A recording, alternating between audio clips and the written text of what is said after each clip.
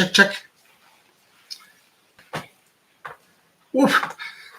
All right, what's going on, everybody? Welcome back to another episode of the Coffee Q&A, your daily dose of Coffee Q&A here on the Onocoffee channel. I'm Jay, your host, and we do this show about coffee and Q&A most Monday through Fridays. Not every Monday through Friday, but most or a lot or sometimes Monday through Fridays, 10 a.m. Eastern time. So welcome. If you're just joining for the very first time, good to see you. Do this, like I said, most Monday through Fridays. Live, or if you're watching the play, you can watch it whatever you feel like. How's it going? Mom's with us. Good morning to you, Mom. How was your weekend? Hope it was a good one. Yeah, yesterday I had to go and head out and take care of some things in the morning that really needed my attention, so I just needed to do that yesterday. But we're here, and today we're going to be talking about these. This is what's called pandesal, and pandesal is the ubiquitous bread of the Philippines, and it came to the Philippines because of colonial times, right? Not necessarily Spanish times, but more American colonial times. So when the Americans decided they wanted to conquer the Philippines and take away our sovereignty and our own established nation from us, after the Filipinos had beaten Spain, they decided to re-educate the Filipinos to be subservient to the white man and to bring things such as wheat to the Philippines. And so they brought wheat, but in the form of flour, because you know what? It's just too hot, too humid, too wet for wheat to grow and really thrive there. So we've never really had, we didn't have a history of wheat-based products until American colonization. So until that time, that's why most of it is all, most of it's all rice-based flour. But now this is wheat-based flour. And in the last 100-some years, it has become a major staple of the Filipino diet. And so pandesal is a really simple kind of dish. It's got flour, water, yeast, salt, a little bit of sugar, and that's pretty much it. It's very simple baked dough, or it's very simple baked dough. And you've got this, let me zoom in a little bit more here. Q&A, a lot to you. And so we've got on top here, they put some breadcrumbs, and then they bake it. It's a very, very simple process. Really, really easy to, relatively easy to make. Super difficult to get exactly right. Now, this particular set of pandesal comes from my cousin Raymund. He has been trying to make, he's been playing around. He likes to bake on his days off. And so he likes to bake and he wants to bake pandesal and all these other Filipino types of baked goods. And so he made pandesal one time, the first time he made it. And I was like, oh my God, man, if you can replicate this, you got something, because that is, the first batch that he ever made was one of the very best pandesal I've ever had anywhere. Subsequent batches were not as good. Dry or whatever the case was, it just wasn't to that level of beautiful, delicate sweetness and balance, moisture, nice, structured crumb. Right? It just didn't have that. First time, amazing. Like a godsend, kind of like pandesal. So we're going to see how this turns out. This is his latest batch. We're into, I don't know, he could be into batch 452 for all I know, but he's been trying for a while. And so it looks fairly good, right? It looks pretty good. If you look here, nice, fluffiness. It's not too fluffy. Sometimes you get pandesal, they're very high, they're very lofty. This one's not terribly lofty. So you kind of think, is it going to be a little bit more dense? Is it going to not be as airy and fluffy? Maybe not as chewy? I don't know. We're going to find out.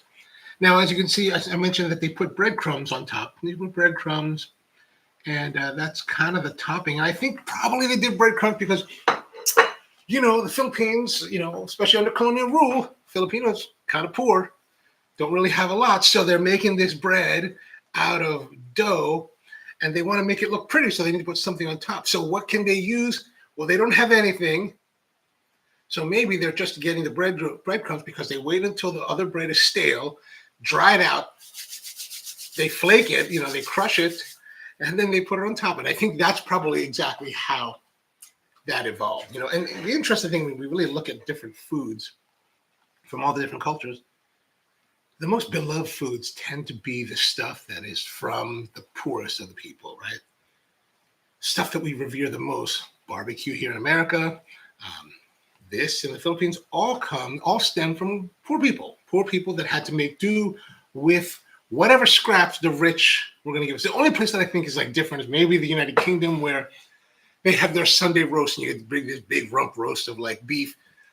I think that's a carryover from royalty, right? Or the high tea thing, that's a carryover from royalty. But for the most part, most things, I think even there though, like, fish and chips are probably from the peasants as well. Like, oh, well, the king ate the main part of the fish. We have this dreck of the fish, so let's just fry it up and see what we can make out of it, right? That kind of thing. But we're going to get into this, but we're going to bring it with coffee because when you go to the Philippines and you have pandesal, you typically have it with coffee. I have a video from a couple of years ago that I put out maybe last year about a visit to one of the really like down home kind of coffee joints in Bacolod City. So I was in Bacolod hanging out with my friend Thomas Sproten and his wife Bombi, and I was like, man, I want to go check out the down home, like true like grit coffee joint. So we went to this place, and it was during the middle of March Madness. So there was,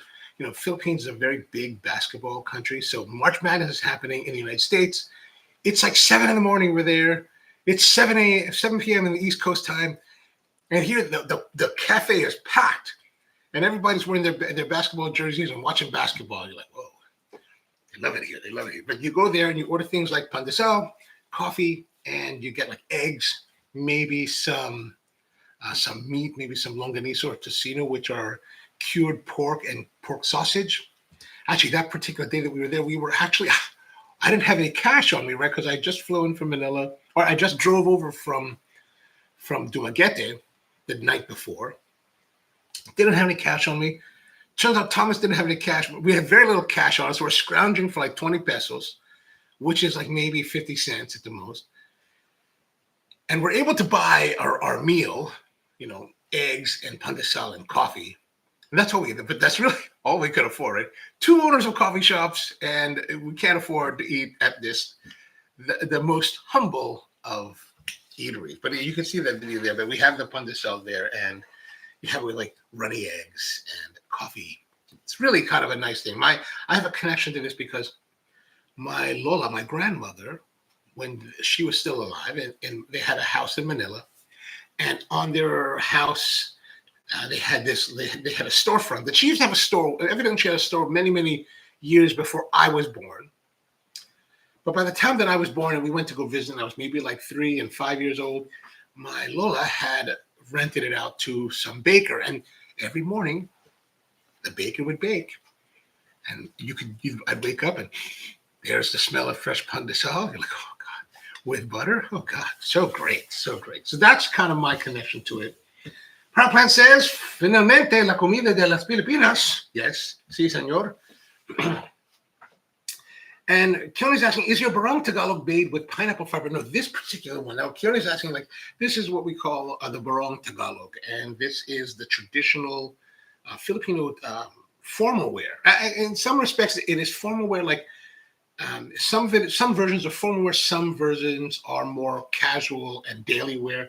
Some versions are more service wear, like a lot of staff will wear a more linen style barong. This one is not pina cloth. Pina cloth is made from the pineapple, where they somehow weave pineapple fabric from the pineapple fibers. It's very expensive. It's the highest quality of barong Tagalog available. This is not one of those. This is a different type of. I don't really even know what kind. I forgot. I used to know this at one point, but you can see that the fabric is a little. It's more sheen.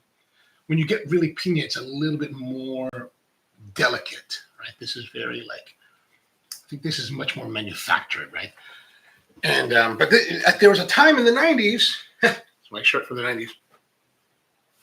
Where some of these type of colors were very in vogue. And so I got this. And I was going to wear the longer sleeve one today, but then I was like, well, I'm going to be heating water with an open flame. And, since I burned my sport jacket that one time, I was like, well, if I'm wearing a long sleeve of this will instantly go up in flames. So I have to be a little more careful with that. So I did have one that was short sleeve, and where it would fit a couple years ago, it fits today.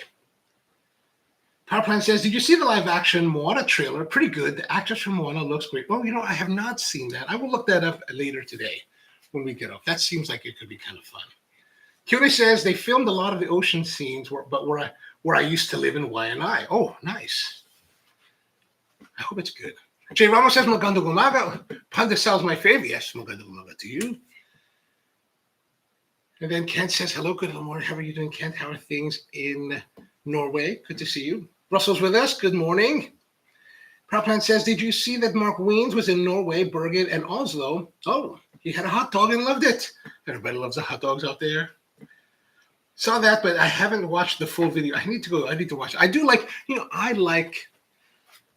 I went from a period of liking Mark Wiens to kind of being like, and then now I'm back to liking, because, and I mean, the part was more about like, he never has anything bad to say about any food. Like, everything is great, right? Like, he's like that. He's like the Lego show. Everything is awesome. Everything is Lego, but everything is awesome, right? So it's like, come on, man. Everything can't be awesome, but I do like him. He's very enthusiastic. He's so enthusiastic and so like supportive. So I really have I've come back around from my skepticism to like really liking him again. I went to his restaurant in Bangkok where they serve the pad kra pro.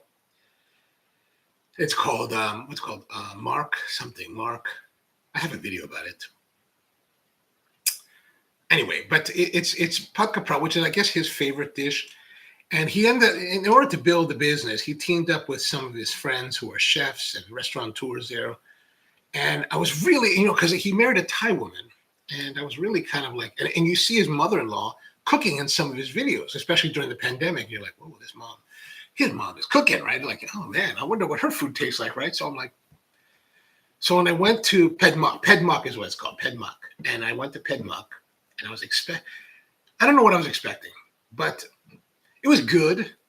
The idea for these guys, these four guys that are partners, is that they wanted to make the very best proud place in all of Thailand. And I think it's good. It's very good. Like I've had a lot of pad kra pro in Thailand, and it's good. I wouldn't say it's the best I've ever had. I'm not an expert in pad kra pro, but it's good. And it's kind of gimmicky in that it's they like to go with the heat. Like if you want to go like super hot, like you saw these YouTubers, and they go for the hottest level. I didn't go for the hottest level. I was like, I don't want any heat, just very little heat. I want to taste it. And it was good.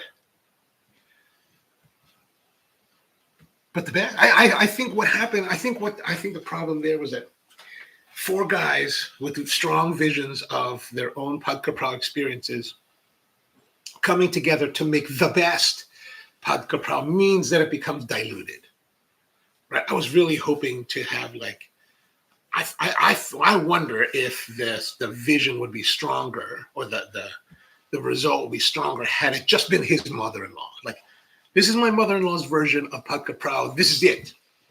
And you tried that, and maybe that would have been awesome. I don't know. Like I went to a Thai restaurant I was in Leesburg, Virginia on Saturday, looking for a place to have lunch. And I found this Thai place called Thai Pang, and it was in a gas station of all places. And people said it was really good. So I went there and I had my favorite Penang pork and som tam. Som tam is the papaya salad. And man, two different interpretations of these dishes that I've ever had. Like I've had a lot of that in Thailand. I've had a lot of it all across America. In America, especially, it tends to be relatively different. This place had the som tam was darker, more brooding, more like not too hot. Like when I got it, it wasn't hot. When I ate the other half of that night after been marinating for another 6 hours, man, it was like intense, right? Then the Penang was like very like good, but very sweet, like a lot sweeter Penang than I'd ever had before. It was like, very interesting. I'm interested to try more, personal interpretation. So that's why I think with Pedmak I was a little bit disappointed because I would have liked to see his mother-in-law's version, a true interpretation. Like this is a true vision rather than like, here's four like chefs. One's an Iron Chef, one's a restaurateur, one's a YouTube influencer, one's another some other like influencer, and they're bringing their stuff together, trying to fit and jockeying. I feel like I can tell that it's like it's not. It didn't feel like it was like with one voice. Right? Anyway, Parapan says I have watched 3 videos where he did not like the food. It was, oh really? Huh. And that makes sense. I mean, like if it's just not for me, that's good, because some people will trash on it like it's terrible. But I mean, and I think one thing about Mark Wayne is that he's not a trained chef or food service guy, so he's never worked in the field. He's only eaten. So I think I think that kind of response is appropriate for where he is. Like he's not there to critique the meal. It's just there to see that he enjoy it. But I don't recall seeing. I've seen videos by other people where they kind of like took moments from his videos where he kind of seemed like he was like, instead of his usual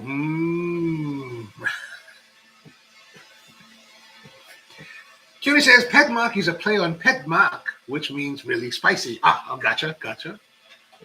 I think Holy Basil says power plant on anything is pretty damn absolutely. Like when I make caprao at home, I'm just like, I'm getting as much basil as I possibly can, and it's just going in the wok. It's just, and then sometimes you don't have enough, and you're like, what happened to my basil? Kelly says the thing that really brings pad caprao together is the correctly prepared ducking. Here's the thing. I got into a little bit of an argument with this guy that runs a Thai restaurant here in Baltimore.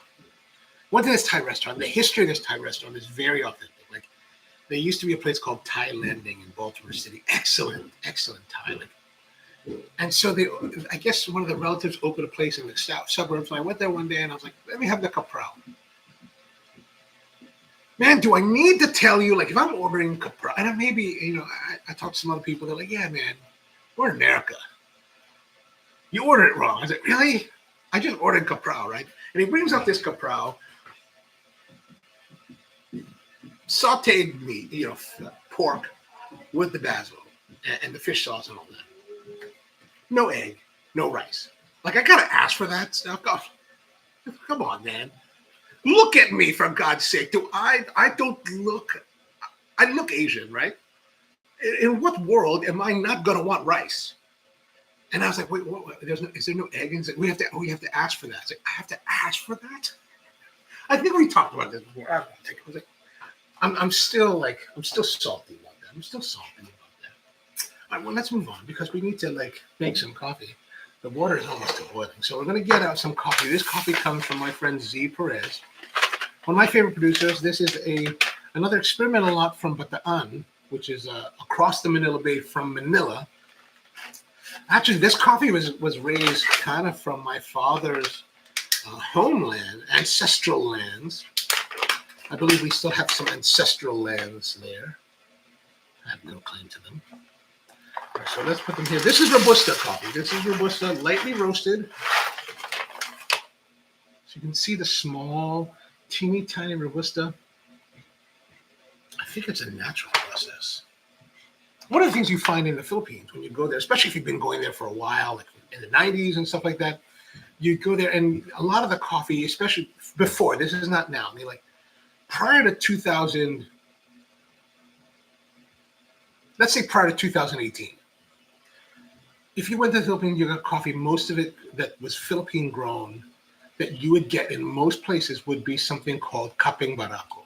And the Barako is this coffee that comes from Batangas, which is not too far from Manila. It was kind of the popular place. There's a chain there called Figaro Cafe that popularized it in the cafe setting, because the owner really wanted to promote Philippine-grown coffees, and so he was buying this Barako coffee from Batangas. And it's not a unified kind of production like it is in the rest of the world, and now it's getting more that way. It's just kind of helter-skelter, right, kind of production, and you just get from whoever's out producing coffee. There's not really much unification out there, especially in the 90s, right, when this guy started.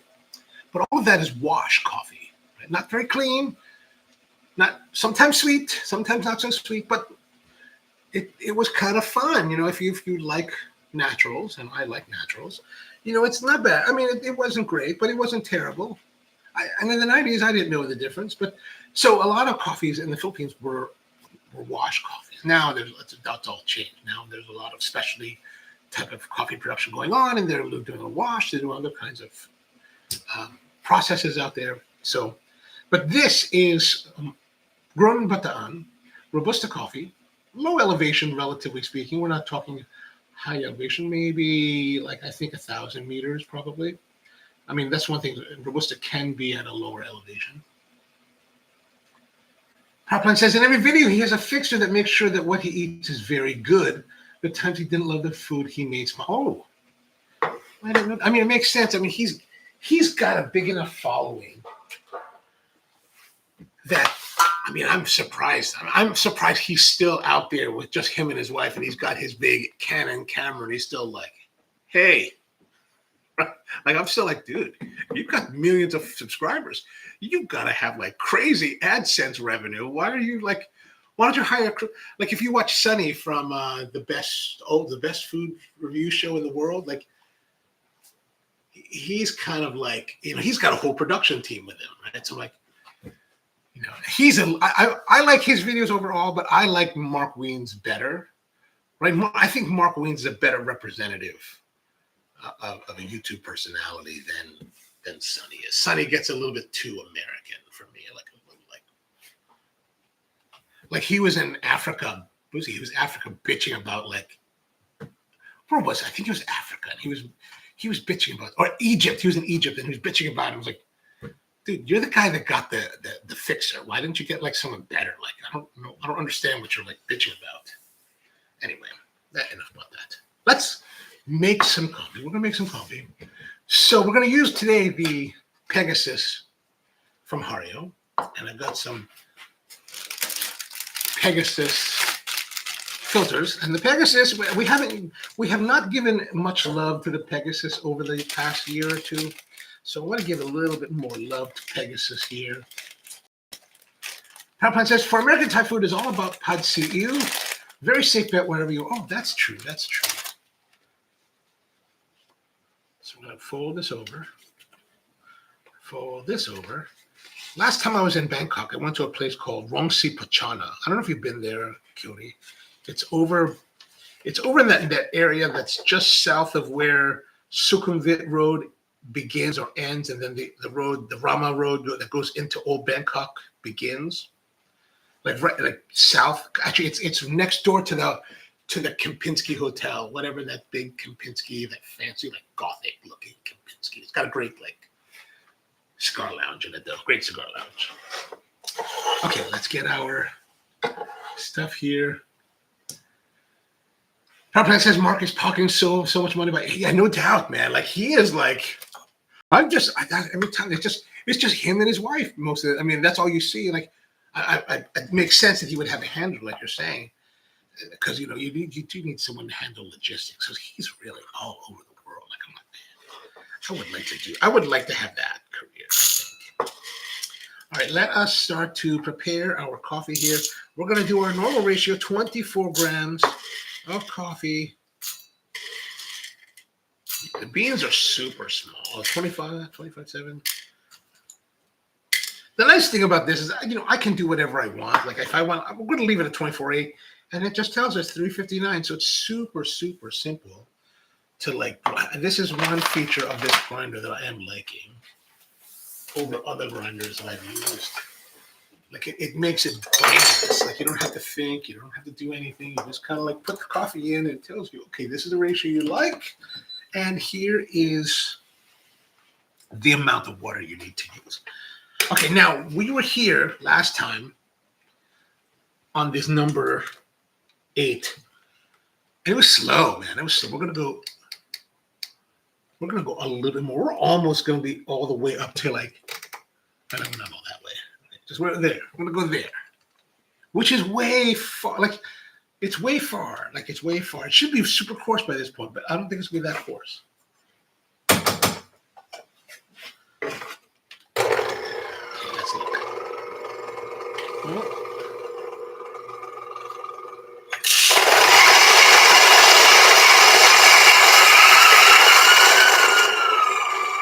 Paraplan says that the Pegasus has been his daily driver for 9 months. Oh, nice.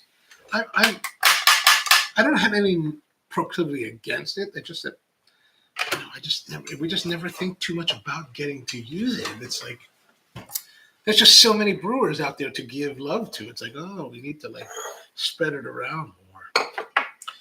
Okay, let's see here. Let's get our coffee together because really that pandesal is like getting colder by the moment, and it should be stressful. It should be stressing me out. It does stress me out, but all right. So we've got that there. Okay, now we need to tear.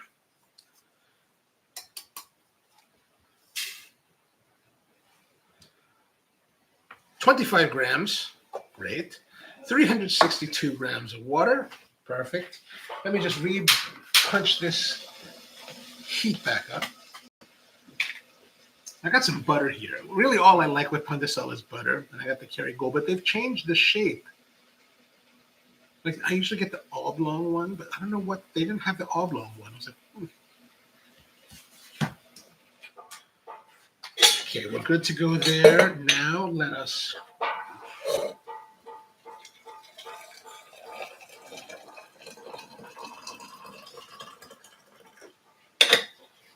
again, a preponderance of water to hold that thermal stability. Press this button. Now let's go. Oh gosh. Okay, don't get too crazy with your oscillations. You know, I saw this video this morning from a science channel talking about the physics of coffee in a mug. I don't know if you've seen that. I'm gonna have to look it up and put a link to it. But it was really fascinating. Like he was talking about how like there is a, I'm not even going to tell you what they were saying because I don't really understand it because I'm not very that physics oriented. But basically, the resonant frequency of the coffee is so low that it causes a lot of sloshing as you move. And as you move, if you're not careful, the frequency is so low that it amplifies itself. So it loses control relatively quickly. And I was like, huh. And they should say, you could put it in a bag, it would help. And I was like, huh, we used to have this thing for service at Spro where we would we had these like little platforms that had like this curve to it. So you put the cup here, and then there was a strap that you held onto, and you could deliver it, and you could almost never get it to spill. It was really, really crazy. Like we had a few of those that we would, give to the baristas to take out to the guests.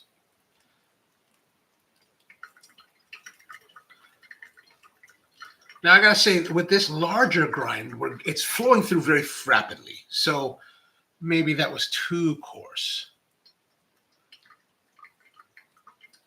Because there's no, it's almost like it just flows right through it. But again, this is kind of like when you're figuring out or you're brewing new coffees or new grinders or new grind settings, you just kind of like play around with it. You make a brew.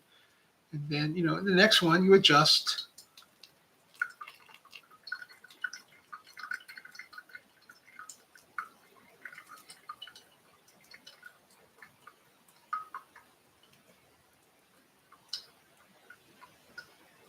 Paraplan says, grounds look very coarse for the Pegasus. It's going to go very fast. It is. Look at this thing. It's just like flying through this. But at least we're on time. We're still, So the theoretical exposure of water to coffee is on pace for what we normally like to have. It just kind of means you have more work to do. But I do think it is a bit fast. Like I would like it to be tighter.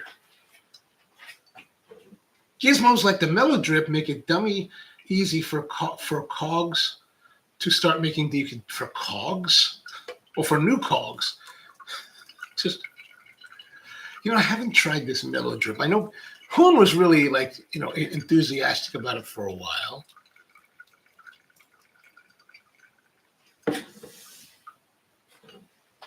$311, $298.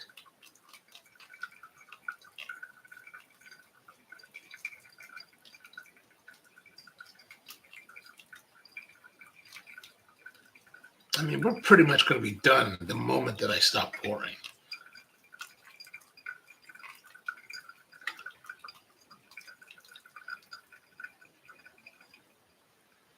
There we go. 363, 340. Oh, not bad. That's theoretically that should be pretty good.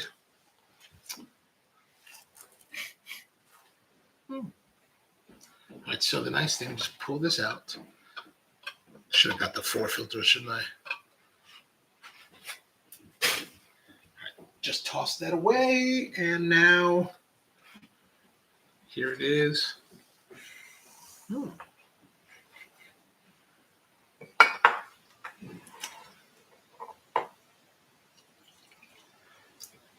Feels a little bit light on the nose.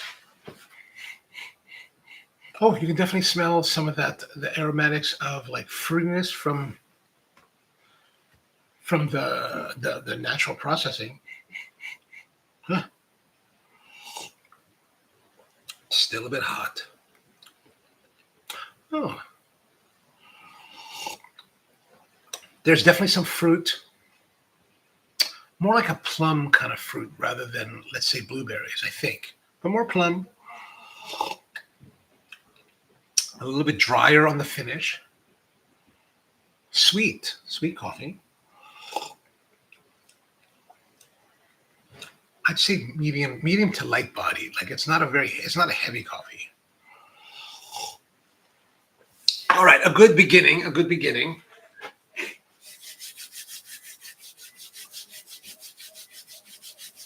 Okay, let's have a look here at our pandesal. So we got 3 pandesals, right? And now we've got our Kerrygold butter. And I like to try to leave my butter sitting out for as long as I possibly can.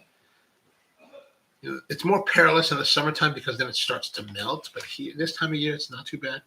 But let's have a look at the crumb here.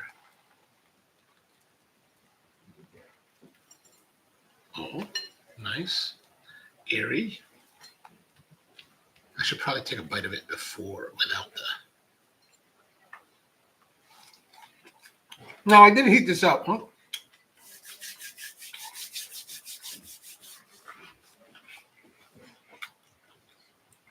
So pandesal, literally in Spanish, means bread of salt. Right? And it's not, these pandesals are not typically salty breads. They're typically a little sweeter. There's a little bit of salt in them, they can pop it. It is a sweeter, but not, if you're familiar with Hawaiian sweet bread, like the King's Hawaiian sweet bread, it's not that sweet. That is, for a pandesal, that would be very sweet. But a light sweetness, actually the texture is really good. Let's have a look here with some butter. Like I wish it was straight out of the oven. Like when you have this straight out of the oven, oh my gosh. Oh, okay. Actually, my cousin, man, this is actually one of his better batches. I don't know if it quite rivals. I mean, it's as close to rivaling the original batch that he made that I thought was stellar that he's done the whole year.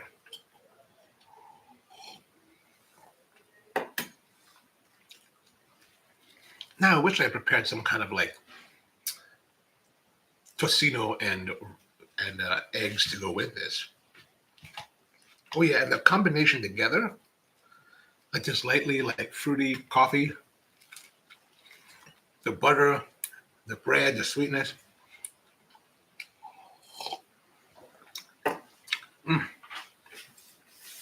All right, that's like being in Manila again. That's good. That's a nice. That is a nice combination. Powerplant says the Portuguese brought bread all over Asia. That they did. The Portuguese were all over the place. All of these like explorers. Asian people just want to stay home and be like, leave us alone. I'm glad I brought 3 of these.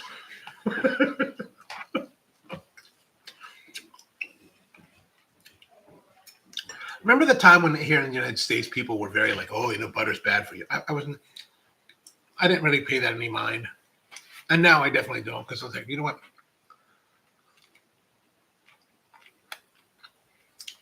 Butter is too good to like pass up. And I don't want to be frugal with my butter. If I want to put a lot of butter, I want to put a lot of butter. And I don't want to have to be like, look at that. See, that's not, I don't think that's too much. More coffee. So how was your guys' weekend? Anything happen? Like I said, I had to go down to Leesburg on Saturday. In Virginia and Leesburg. Usually when I go to Leesburg, we drive a certain route that is country roads. And on the way out to Leesburg, there's this popcorn joint. This guy on a popcorn, like he's got a popcorn trailer. And he sits on the side of Route 15, just over the border in Virginia. But he's on the left side of the road, and this is a one-lane roadway, and it's always busy. So it's like crossing the road to get some, to try it, is never part of the it's like, oh no. And then by the time we come home from Leesburg, it's always late, so he's gone. But today, or Saturday, I happened to be going back in the middle of the afternoon. There he was. I got to try his kettle corn. A little bit light on the sugar. Like I like a kettle corn that's a little bit heavier.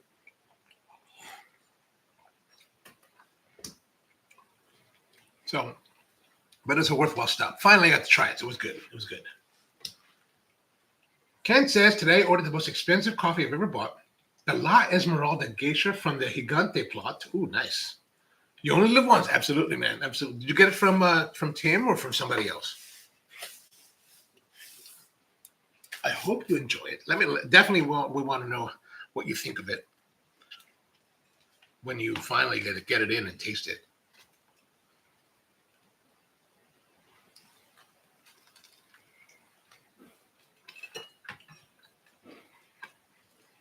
Pipeline says, personally, butter is better than about 90% of sausages. Oh, absolutely.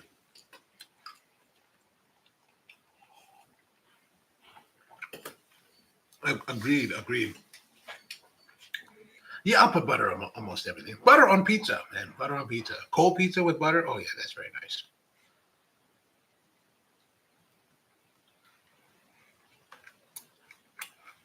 But you know what I also like? Every once in a while. Haven't done it in a while, though.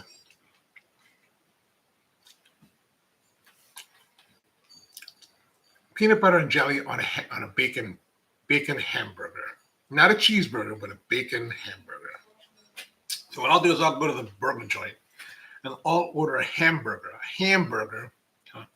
So I want a bacon hamburger, no cheese, no toppings. Just give me it straight. And I'll typically bring my Skippy. I like Skippy more than Jif. And some like Welch's grape jelly. Put that on there, Mamma Mia! It is good. It is good. I don't know if you guys. I know a lot of my friends here think I'm crazy, but I'm just like, dude, you just don't know the riches that you're missing. Ken says, no, from Kaffa, Oslo, run by Tim's friend Robert Thorson. Oh, Robert Thorson. Okay. You know, he's a legend in Norwegian coffee, but he's also.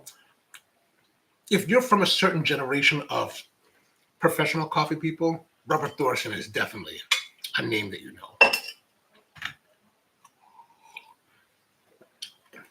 Which reminds me, like, when I was not really correlated to that, but somewhat. When I was in Maine last month, I went to go hang out with a friend of mine, Jennifer, who's a friend of mine from Maryland. We were friends since like high school era. And she lives up there now. She's a librarian, so I went to go visit her. And we're hanging out talking, and she's like, yeah, one of my friends. Yeah, she's like, you did the woodworking thing. I was like, yeah. And she's like, one of my friends, her husband is like I think he's kind of a pretty well-known woodworker. And I was like, really? And I was like, well, what's his name? And she's like, oh, his name is Christian Bexforth. And I was like, Christian Beck. So in the woodworking world, or at least fine woodworking, Christian Bexforth is a really well-known guy. So it's one of those things where like, oh yeah, that guy's totally famous.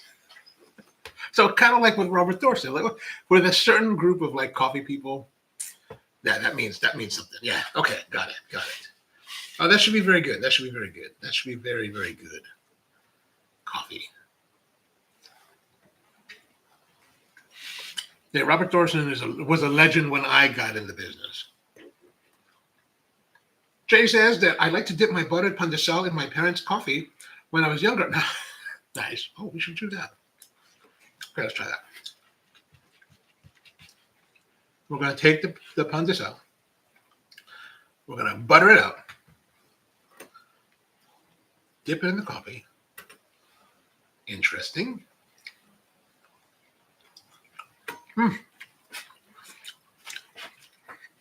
If you decide to try this, it's pretty good. But one of the things that I was worried about, and it definitely bore out as it touched my palate, is that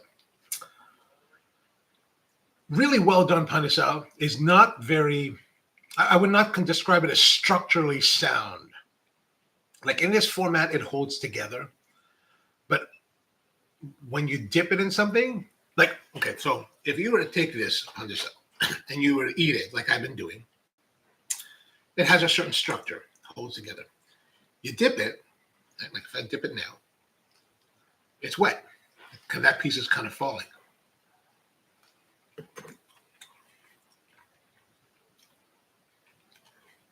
The wet crumb, the wetness of the crumb. When you wet the crumb, the structural integrity is almost like is ready to collapse. Like it's on the verge of collapse at that point, right? So, and when you put it on your tongue and you feel it in your palate, you can feel the difference in like structural integrity. It's like it's suddenly now where there was resistance and there was strength, is totally like almost washed away. It's like it's ready to just like be like mush. So it's an interesting, taste or palate experience. Like that's very, it's good. That's good.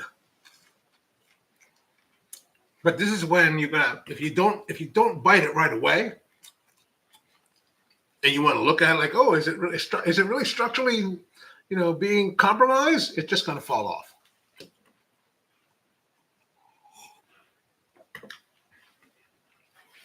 Pipeline says, I think for most people it's fine to consume extra dietary cholesterol, but for people who have high blood pressure in their family, it is not the best, for sure. And you shouldn't be too cavalier about it. But it's not like I'm slathering butter. Like for me, it's like if I have this, I'm not going to be afraid of putting butter on it. But I'm not putting butter on everything at all times. Maybe once in a while, but not all the time. Pipeline says one of the better American breads are Park House rolls. Ooh. I don't know if I've had that. Funny enough, ones from Parker House are not that good. But the restaurants around Boston have much better versions. Oh, I'm going to have to, maybe I have had it then. I'll have to pay attention next time I'm in Boston. Jay says, I don't know about dipping into the black coffee, but dipping into sweet and creamy No, man, this is good. It's always about, like if you have coffee that you enjoy, I think it's going to be well. Like I'll do it again. Like this time I have a little bit more butter. So butter will start to impart its way into the liquid.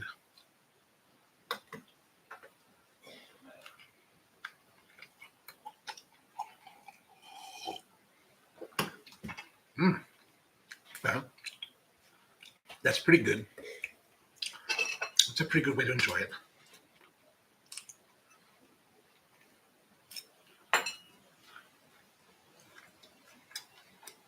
So I did put some recipes down below in the description in case you want to try making this at home.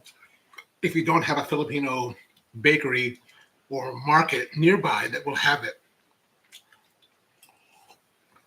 There are 3 recipes I put there. There's one from Panlasang Pinoy, which is a website, a Filipino website where they make all these Filipino recipes. And they tend to be pretty good. Like a lot of stuff that I've seen on Panlasang Pinoy are actually pretty darn good. So I think it's a safe bet. The next one is from Serious Eats, which, Serious Eats is serious about food, so they probably have a good recipe. I don't know. But then there was the one from King Arthur, And I put the King Arthur one because, I like King Arthur. I think King Arthur makes very, very good flours. We used Sir Galahad like nonstop, which is basically the commercial version of the red bag from King Arthur. Actually, there is no difference. It's just that the Sir Galahad is the commercial branding for it, and you buy it in 50-pound bags, versus the red bag, which you can get in like 2.5-pound bags if you really want to. So, but excellent quality flours. And this one, I was reading the recipe, and it's like, oh yeah, I'm making sourdough, and I was like, oh god, sourdough, really? I was kind of like, what? I'm hoping that's a good one. I put that there because it's from King Arthur, not necessarily because I necessarily believe in it. I'm skeptical of that recipe because, and I'm skeptical of this reason, right? Here in the United States, we've got a lot of like crossover. Like a lot of Filipinos are making our foods, and they're trying to dress it up. They're trying to make it like fancier for, I guess, American audiences, and which is fine. I have no issue. I don't necessarily have an issue with that. But I wonder, like, do we really? I find that when I go to these new wave Filipino restaurants that are doing these new interpretations, I don't have the same visceral response that I do when I go to somewhat similar type of restaurants in the Philippines. Right? There's a restaurant chain in the Philippines called Kanin Club, and another one called Locavor, and another one called Manam. And I think these are some of the three, like, they start off as individual restaurants and now they become like small chains. And they do Filipino foods with a twist. But there's something about the way those chefs interpret the cuisine versus the way that American Filipino chefs interpret the cuisine that's very different. Like, I feel in some respects that the American style is forced. It feels too forced. Like, when I've gone to these new wave Filipino restaurants, I always feel like the food is forced rather than the other ones. And I don't know. I don't know if that captures it very well. Like, actually, I was talking with a friend, someone that I met who's Filipino also over the weekend, or maybe actually Thursday, who's friends with one of the restaurateurs that I went to, that I have a feeling about this. And I was like, can you ask your friend why he chose to ask this other chef to do part of the menu who's not Filipino, right? And he was like, really? He's like, I wonder that myself. I'm going to have to ask him. I was like, can you ask him why? Because I thought the interpretation by this other chef, who's actually a very well-renowned chef, very well-renowned, but I thought his interpretation was off. I was like, it's cool. Like, the idea is cool, I guess. Like, it's very like cuisine like. It's very like, we have this thing called ensaymada, right? He made truffle ensaymada. It's like I was like, I'm going to try it, but it was a complete like miss. I was like, this is a miss. This is a miss. It's very expensive and it's a miss. Anyway, Poplan says, when I was a kid, sourdough bread meant San Francisco style Boudin sourdough that was actually very sour tasting. That's exactly how I always knew about sourdough. But now it just meant that it came from a starter or levain. That's okay. Yeah. I mean, well, that's essentially how it is, right? Maybe we in America, we like the extremes. Like, one of the best sourdoughs that I've ever had, that I was like, and I'm not a sourdough fan, like, because I grew up eating that kind of like San Francisco style sourdough, and I didn't like it. Like, I'm like, there's not enough butter in the world to make me like this bread, right? And this one bread had some sour taste to it, but I think it was a rye bread. And the person that's in best position to go there is Kent, but it's in Copenhagen. And like, we were there. I was there for a roasting championship several years ago, and this bakery was supplying the breads for the lunch. And I was like, oh my god, man, this bread is awesome! Like, it was amazing, the most amazing sourdough I've ever had. And like, it's kind of in a far part of town, and so I was like, I need to bring some home. Right? So the day that I was going to fly home, like, my flight's in the afternoon, right? Flights back to America are a little bit later in the day. I was like, I need to go get some. And I was like, I could take the train there, I think, and then walk. And I was like, forget that. I'm just going to take the cab. And if you take a cab in like Scandinavia. It's wildly expensive. Like I didn't cab it at all that week. I was like renting the Lime scooter. It's cold, and I'm like scooting around. Big fat guy scooting around like Copenhagen. What kind of stupidity is that, right? Like if I crashed, I'd be totally hosed. But anyway, I'm like, okay, I got to go get it because time's of the essence. So I need to go get it, come back to the hotel, get on the train, go to the airport, and get home, right? Man, this cab ride back and forth cost me $60. I was like, oh God. I bought like two big bags. I bought this big bag, and I bought one big bag of all this like sourdough. I was like, it's totally worth it, but totally expensive. I can't remember the name of the bakery, but it's out by the power station. Like it's totally like out of the way. But man, I really like that sourdough bread.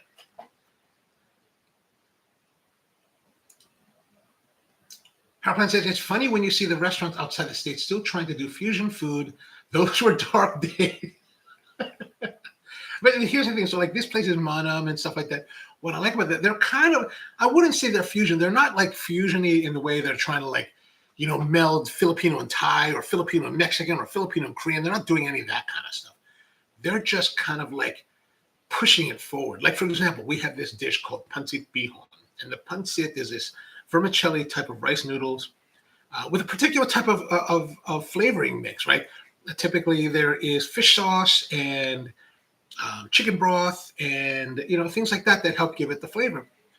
Well, they'll do things like adding squid ink to it, and man, their squid ink pancit is just. I'm sitting here like a year or 2 years later, and I'm just like, oh God, that's so good, right? Or there's locavore. They have this thing we have this dish called kare kare, which is basically oxtails, braised oxtails in a peanut soup. And then when you eat it, you put the shrimp paste, what we call bagoong, to give it the saltiness and pop the flavor, right? It's my favorite dish. Like this is the dish that I like, is my true favorite dish. And they have a version of it called kare kare wings. I was like, oh my God, man. Like if I go to Manila, after finding that place, after my cousin took me to that place the first time, every trip to Manila is always including a trip to Locavore for their kare kare wings. I'm like, I gotta have it. So what I think what it is, it's like these are new interpretations of the cuisine from people that are centered in the cuisine. It's maybe centered in the culture in a way that people like myself, Filipinos like myself, would be unable to be centered, right? We're here in America, so we grew up as Americans. So we have a very American viewpoint, a very American palate, a very American outlook. So I think our approach to it is colored by that, right? Like people would think that, okay, when we're running Spro and we have a bakery, you'd think that, okay, maybe you'd have more Filipino items. We never really did because we were not really a Filipino-centric kind of coffee operation. We were like just especially coffee shop. And maybe that's my deficiency. Maybe that's an opportunity that I missed because I was so focused on being third wave specialty and culinary maybe that I missed out on the thought that, we have a culture, we have a rich culture of food and like background that we can share as well. I mean, some of that crossed over. Right? We had some dishes that when we brought them out would be very traditional. Like they wouldn't be interpretation, they'd be very traditional. Like sometimes we'd have the sun serval and that'd be hyper traditional, right? Like just like this is how we had it. This is the way I like it. This is the way we're going to do it here, right? So I think that a lot of these deficiencies are mainly because we as Filipinos in America have a very different perspective than the Filipinos that are in our culture, that live our culture daily. Right? I think that's my guess of what the difference is. Like even though I have very close friends there's a difference. There is a difference in the way we see things, right? And there's a difference because we here, we lack some of the abilities that they take for granted. the ability to write, the ability to read, the ability to understand, the ability to speak the language. We don't necessarily have that. Right? We have an identity, but it's not going to be the same. Right? And that's true, like even with like different groups of Filipinos, right? Like a friend of mine just sent me this notice that the Smithsonian Institution is going to have an exhibit starting sometime soon. They haven't set up an actual start date to it, but the American History Museum is having an exhibit about American Filipinos from the 1920s, about their letters and stuff like that. It should be quite interesting. And the thing is that I think it's cool, and I've studied that history of Filipinos in America, like especially through the early 20th century to now. But it's not my experience, right? It's not like I have an appreciation for them, for what they've gone through and what they had to endure. But I don't really. It's not part of my heritage, right? Even though it is to a certain extent, it's not my heritage because my family didn't come here till the 1960s. So we didn't really have that, and we didn't have that same experience that they had. Our experience was different. Like when I grew up here in Baltimore, Filipinos were few and far between. Most non-whites seemed to be few and far between. So whenever you would tell people, like, you meet people and they're like, what are you? Well, I'm Filipinos. Oh, I know Filipinos. And they're always like, certain professions, right?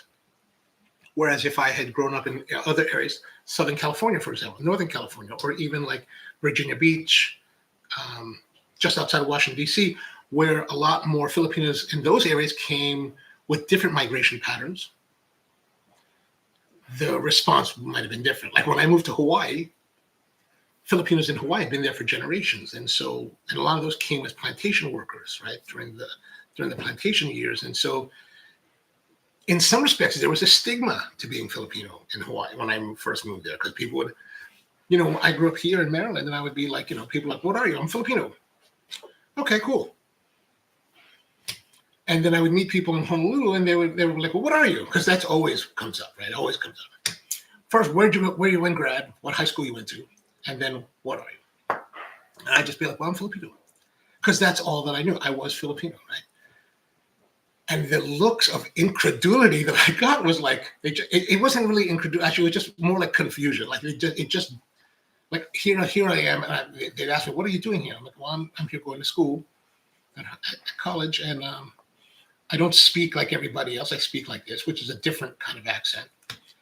And so there was this like look of confusion by a lot of people. They were like, they didn't understand, because Filipino to them meant something completely different. And I was like, oh.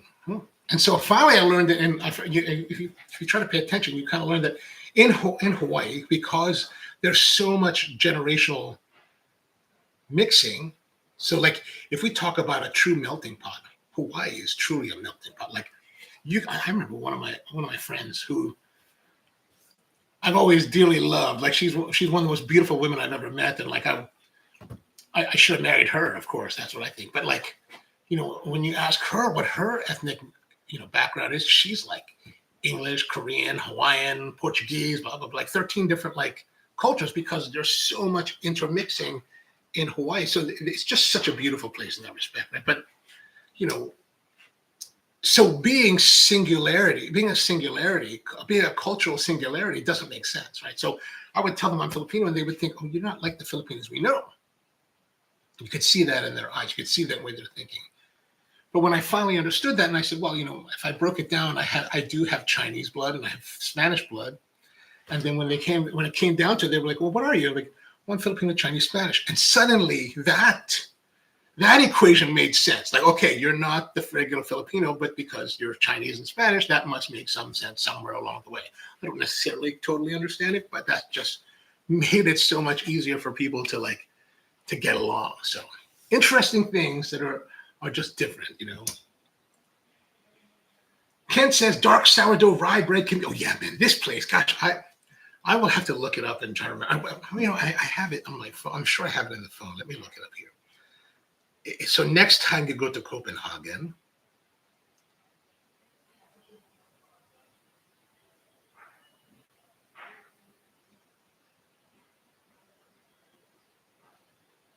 You can look it up. Oh yeah, here it is. Here it is. That's got to be it. Yeah, Lil Bakery. Lil Bakery. Man, their bread is killer. But you can see here, right? Look at this. This is like, it's way out here.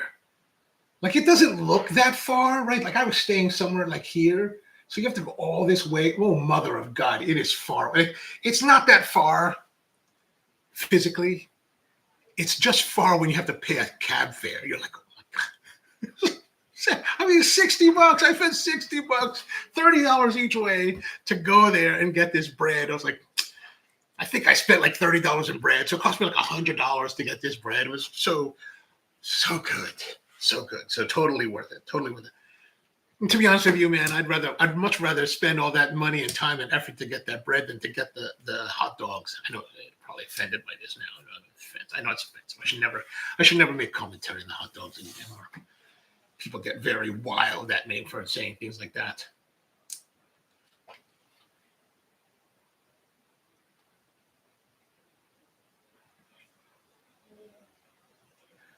Kyori says the nice thing about Thailand is that they don't change the taste of foods to accommodate the Western palates. Not just for Thai food, but for, I wonder if that's because the Thai have never been really conquered, right? Like, if I remember correctly, the history, like, Thais have never been conquered. They have I think if you're a people that have never been conquered, there's a certain level of pride and resilience that's not inherent in cultures that have been conquered. Like Filipinos, I think, are a conquered people, right? They were dominated by Spain. But Spain, it's interesting. Like, Filipinos under Spain never learned Spanish. Like, Spanish there are words that cross over. But it's not like we're in Mexico. It's not like I can go, if I was in the Philippines, I could fly to Mexico and be like, hola, buenos dias, blah, blah, blah, blah, blah. I would have to like learn Spanish separately than had I lived in the Philippines, unless you were part of the super like high-end Ilustrado people, those people, they have forget those people. Anyway, my family is more common people than that, but the Spanish didn't teach them, and I was always, I'm very curious about that. I never really asked any scholars about this, but I always kind of made my own interpretation that I think that after Spain had colonized Central America and spread the language there, I think they didn't want Filipinos to speak their language. I think they held the language back. I think, and it was totally hypothesized. There's no real basis for this. So we never learned the language, and then when the Americans conquered the Philippines, like I said, Philippines fought their independence, won their independence. Then America was like, "Oh no, you can't be independent. You're like a bunch of brown savages. We're going to conquer you now." And they conquered again and wiped it all out, and then brought their own educators in to re-educate the Filipinos. So if you think, like, I've always grown up in a world where like Filipinos were always kind of like, at the very least, deferential to subservient to Americans, right? They always thought Americans were better. And that's a learned response because they were taught to think that way. Culturally, they were taught to think that way. I mean, our system of government, the system of government in the Philippines is the system of government here in the United States because they made it that way. So, yeah, it's if you look at it from a distance, it's a very ugly history. I think more Filipinos should be angry about it. That's my personal interpretation.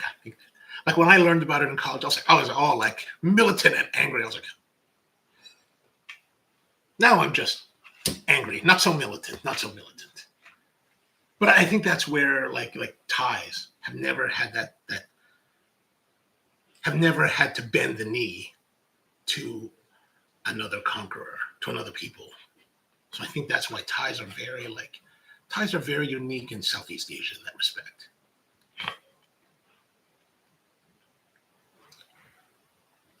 Power Plant says, I have found throughout my travels that most places in Asia try to cater to the local palate. Well, that's good. That's good. Kenny says, even though it may be traditional, there are so many different family interpretations of local foods that those differences are usually really amazing. Oh, no doubt. Like I see that in Filipino foods, especially where we have this our main dish is called adobo, and typically the common accepted way of making it is soy sauce, vinegar, bay leaf, black pepper, a lot of garlic, and then you cook it with some kind of protein, and that's your adobo. But you go to people's houses, regions or houses, and man, it's wildly different. Like it's like what? Which is why it's always perilous. Like I think it's if you're a Filipino and you go to a Filipino restaurant, like especially here in America, right? I don't know, maybe we have a stigma here that they don't have in the Philippines.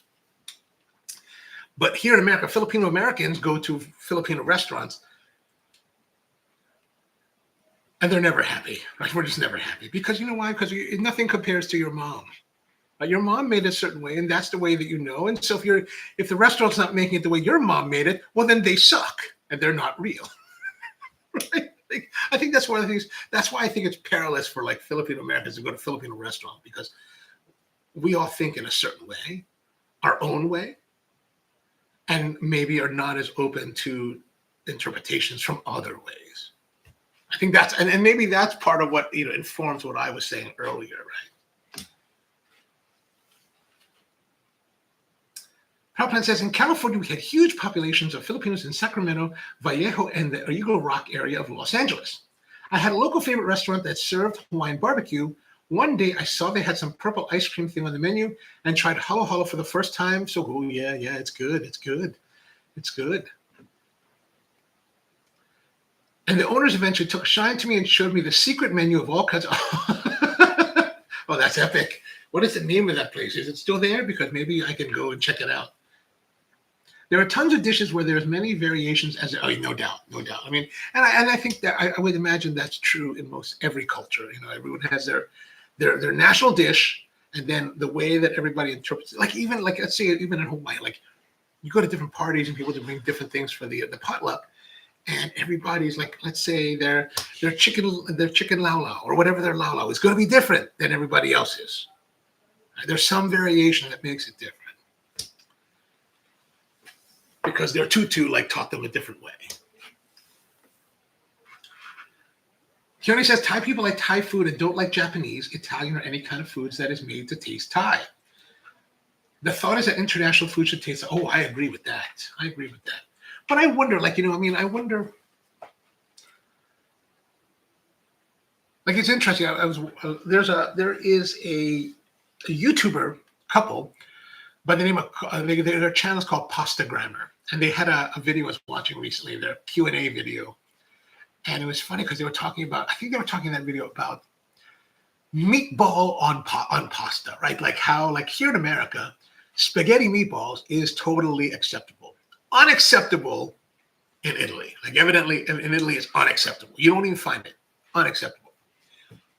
Like I think if I went to this restaurant I know in Florence, and I was like, hey, can I get some meatballs on my bolognese? They'd probably kick me out. They'd be like, oh, you need to leave. You need to leave right now. And maybe with a knife.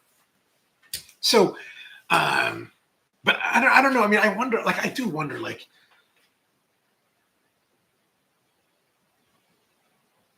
how authentic anyone can hold a cuisine outside of its origin. Right. I mean, just the fact that ingredients are going to be different, in some respects, more difficult to get, or maybe even impossible to get. Right. I wonder. I say this. I remember going to this place when I was younger in the 90s, and I would be in Manila. I'd stay in my uncle's house in an area called Parañaque. And I remember, I hated the Italian food in the Philippines. I hated it. I was like, oh God, the pasta's always mushy. It's all like, ugh. But I found this one place not too far from my uncle's house where this Italian dude who married a Filipino woman had set up a restaurant. Man, it was delicious. Like it was like what I liked, right? It was like really like authentic. But I mean, I wonder, when we are outside of the homeland of a cuisine, I do wonder how authentic can we make it. Like for example, let's say we want to make kalua pig.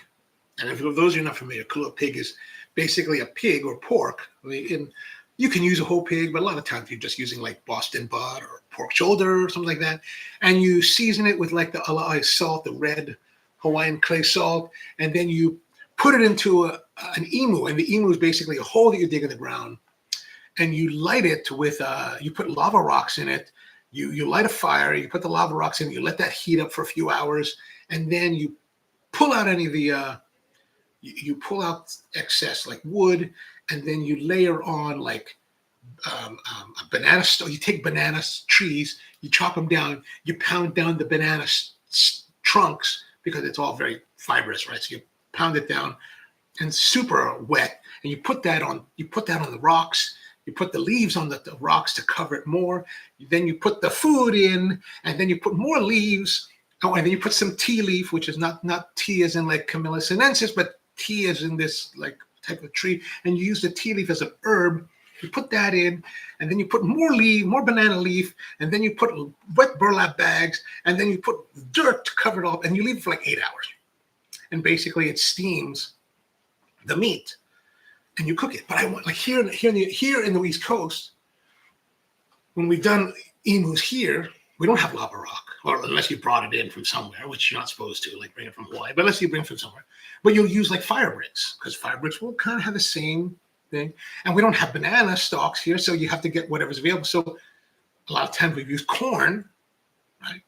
Like you cut the corn stalks down and just lay them out, and then you may use like you may buy banana leaves. You can buy banana leaves. You may have like if you're crazy like me, you'll when you're in Honolulu, you'll go and strip the tea leaves and then like roll them up and freeze them, put them in a bag and fly them home and put them in your freezer. Like you could do that, but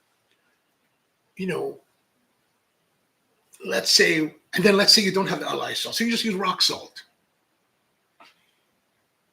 And you bake it this way. It's still, it is kalua pig, but is it kalua pig? Right? Like the flavors are going to be different. Like the flavor of the banana is going to be different. The way the banana flavors the meat is going to be different than the way the corn flavors the meat. Process is really relatively the same.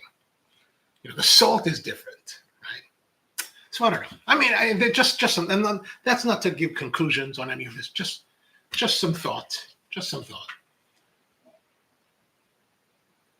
Andrew's with us. Good morning, Andrew. How are you? Halpan says, I love Korean food so much because it is so homey tasting. They are masters. Oh, yeah, man. Especially, I don't know the name, but the brothy soup that has the chilies with the beef that comes in the boiling pot. Oh, my gosh, man. I can eat that, especially now, like when it's cold. We go to this place in Seoul. My friend turned me on to this place. It's a barbecue, like Korean barbecue. And you never really had, like Korean barbecue is good. But man, when you have it over like the old, like the real Binchotan style coals, and you're outside in the cold and you're cooking, and it's like, oh man, so good, so good. Koreans would generally never order dishes like bibimbap at a restaurant because they make it at home so easily. That makes sense. That makes sense. We can do a whole episode on authenticity in food. I could talk about, we should. And Keone, I would reckon that one area that breaks the international food should taste like their origin style is pizza. Oh, that's a good point. Keone says, Krungtap has so many different people from around the world that population keeps the food more like the area of origin. Good. Yeah, and I think that's important. And I think that's the way that you can keep a more authentic taste, like with that example of the Italian guy in Manila who brought more of his style of Italian to the Philippines, which I think he was from the Tuscan region, so I like the Tuscan region type foods a lot. I can't say a lot more than the Southern style, but I like it a lot. Like if you give me the option, like you can have meat sauce, or you can have like tomato sauce with spaghetti, or you can have bolognese with, fettuccine. I might go for the bolognese, or even penne. I might go with bolognese a little bit more, with more gusto than the spaghetti. Not to be insulting to Southern Italians. Kenny says the OTR channel on YouTube does a great job at Origins. Oh, they do a nice job. I've seen a few of their videos. They do a very good job. All right. Here we are, last couple bites. Well, my cousin, Raymund, who made this, everything is cold now because, you know, it's cold here. But the magic of television is that I can, like, eat this, and you would never know that it's cold. And of course, unless you had a close-up of this pandesal, the butter's not melting on it. But I could eat this and be like, you know, Mark Wiens.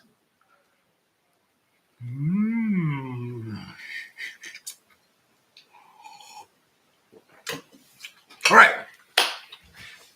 That's going to be it for today. Back again tomorrow with more of the Coffee Q&A. Good to see all of you.